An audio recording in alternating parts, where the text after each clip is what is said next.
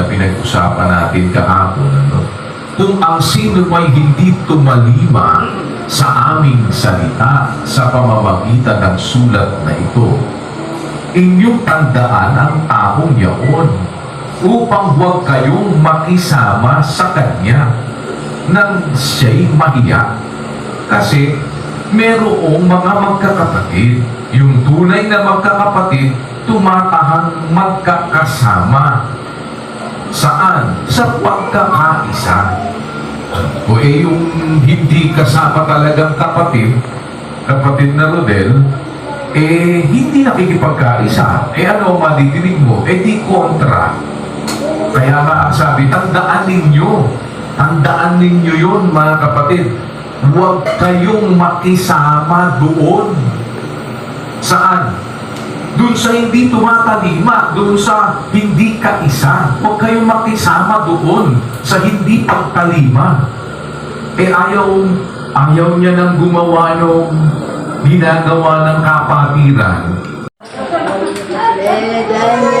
Daniel, magwala yung baby natin.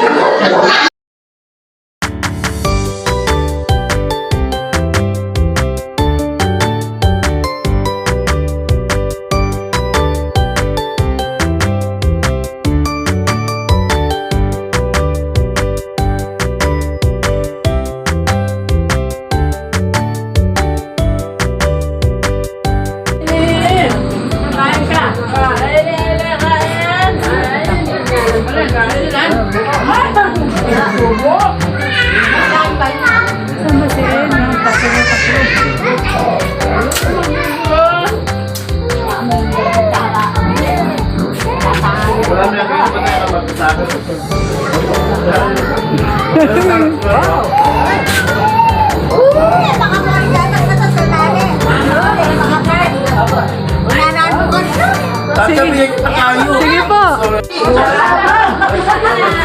Tutuloy na kasi.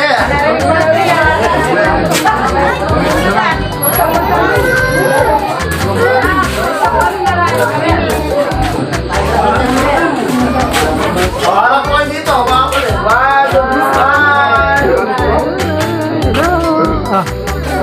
Bye!